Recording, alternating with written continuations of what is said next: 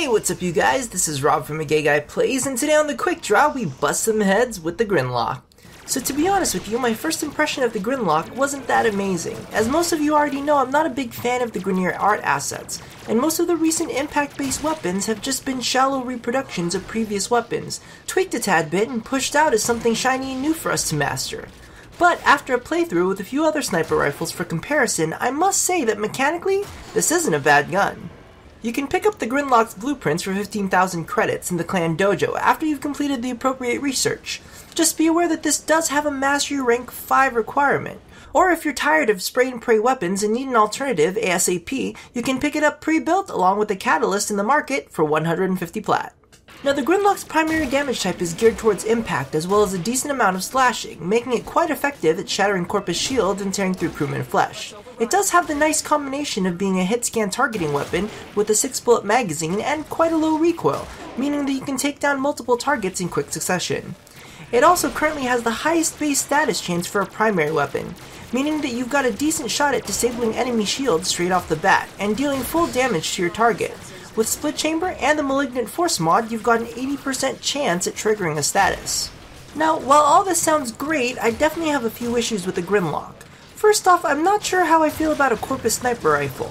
Sniper rifles are typically made for getting headshots, and the Corpus crewmen have those bucket boxes on their heads that you need to pop first, which makes me wonder why they gave it such a low base damage, especially if you're trying to take out a faction whose units have fairly high headshot defense. Realistically, you may only experience this at higher levels, or while you're leveling this up, but I still feel that a sniper rifle should be able to take down a target with a single shot. I mean, if that weren't the case, I might as well just pick up my Latron or even my Latron Prime and have at it.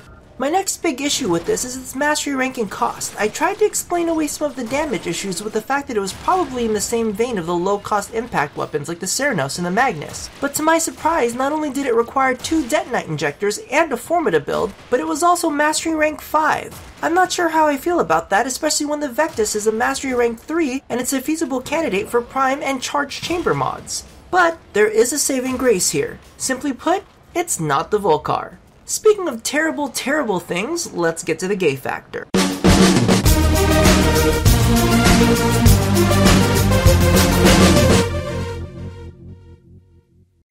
Alright, so sometimes it takes something really bad to remind you that what you've got isn't absolutely terrible. I wanted to do some sniper rifle comparisons and I decided to finish leveling up my Volkar.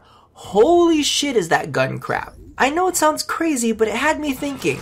Yes, anal sex does kind of hurt, but at least we're not at the risk of having babies, because that is literally the worst.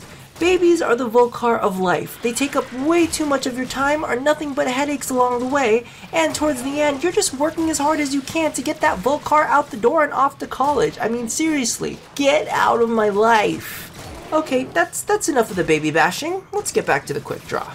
So all in all, while the Grinlok's low base damage, cost, and mastery rank don't necessarily make me the happiest, its mechanics and status chance are definitely impressive. It's a great combat sniper rifle with just the right amount of zoom so that you don't get motion sickness. And despite my hangups, the Grinlok is really a fun weapon to use.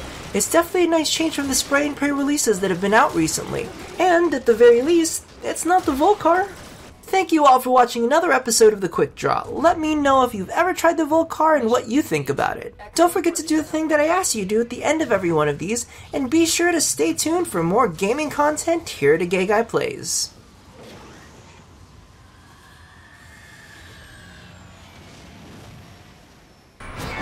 Wait a second, this isn't Warframe. Oh, look at that. Haha.